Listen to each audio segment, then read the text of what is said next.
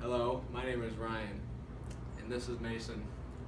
Today we will be talking about segregation in the 30s, how North and South had different ways of using laws and tradition to segregate African Americans, and how some of these examples can relate to Kill a Mockingbird.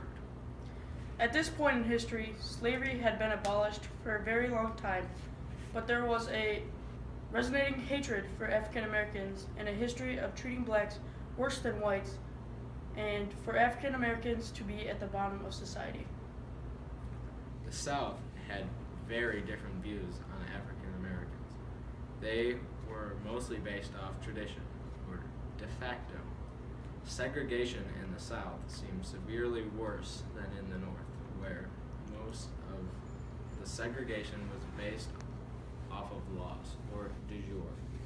Segregation in the North was very different from the South because in the North, the bigotry there was based on tradition, not law. Segregation in the South was based on tradition and law. This is called de jure. An example of de jure segregation is the Jim Crow laws, which were laws that gave blacks little to no rights. An example of de facto segregation was when the blacks lived on the outside of town. This was because it was tradition and were not allowed into the white part of town, because that was the way it always was. A common law that was put into place by most southern states was that a black person and a white person cannot be married to each other. People who were married that were black and white were frowned upon. In To Kill a Mockingbird, it shows many types of racial prejudice.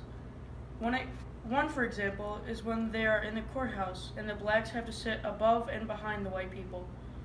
Also, in the court, only white males could be the jury. In most court cases, if a black person is a suspect, he would most likely be guilty due to the white jury.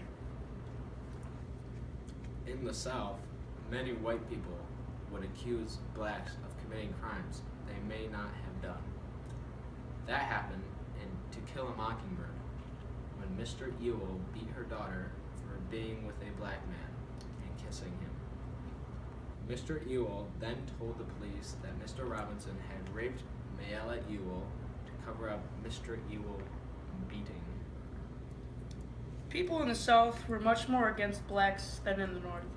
The South had created the Jim Crow laws. These laws included segregated schools, drinking fountains, and restaurants. In To Kill a Mockingbird, Jem and Scout went to an all-white school. Also, blacks in the novel were forced to be segregated from the whites in public places such as courthouses. The United States tried to solve these problems in the North and South by the Civil Rights Movement. This movement was created to fight against the segregation of blacks and by using peaceful protests. Many of these protests ended in violence, and the hate of blacks continued. These protests went against laws like such: non-equal education, black and white marriage, and finally equal rights. In the North, it was much better for blacks than in the South. Blacks were still segregated from white schools, but blacks were given more basic rights than in the South. The North was also better because there was not as many races as in the South. The South during the Civil War was fought for slavery and was very against black rights. In the North, they were against slavery and fought in the Civil War to give these people rights. In the North, schools were still segregated like in the South. In the North, many people were willing to desegregate schools so blacks and whites could go to school together. However, in the South, people didn't let blacks into schools with whites. People solved this problem by making it law to allow blacks and whites into the same school. People in the North followed this rule, but many places in the South were not willing to allow blacks into white schools. Segregation and racism in the 30s was a very dark time for the United States.